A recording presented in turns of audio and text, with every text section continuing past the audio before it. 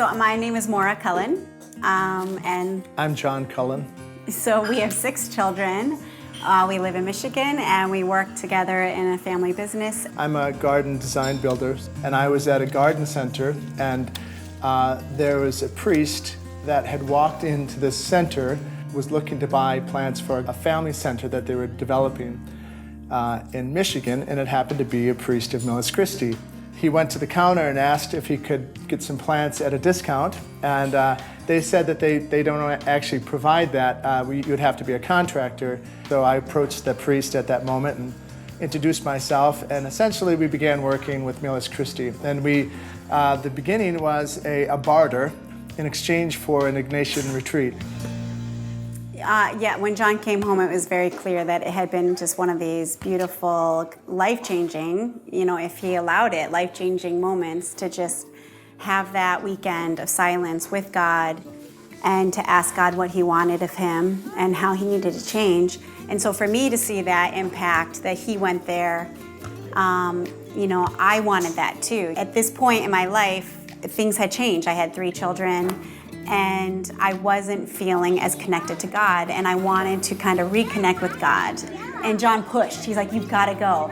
And I said, "I can't go. I can't leave the kids." And with little children, mothers don't want to leave their children. He told me, "Yeah, go. You go. I'll take care of the kids." That was an amazing gift. I was a bit jealous because she did it with so much passion. God was more important to Maura than I was.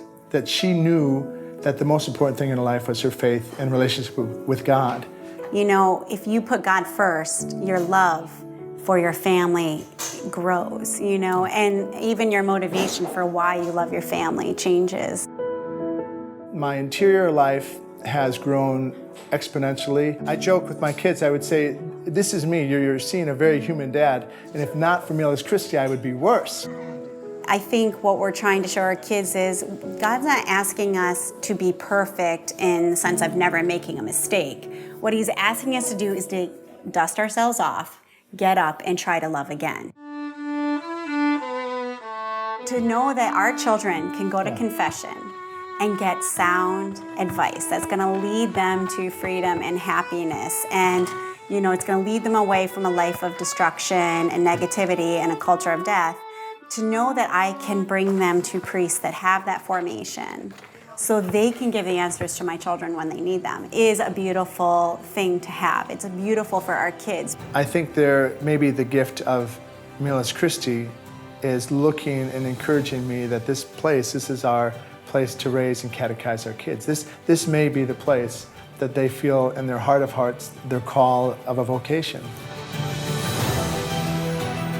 For me, going to spiritual direction, whenever I've had questions, I go to the priest of Millis Christi and, Father John now, who's my spiritual director, and he gives me the peace to know that I'm going the right direction. Discovering our prayer life is about discovering our unique relationship with Christ.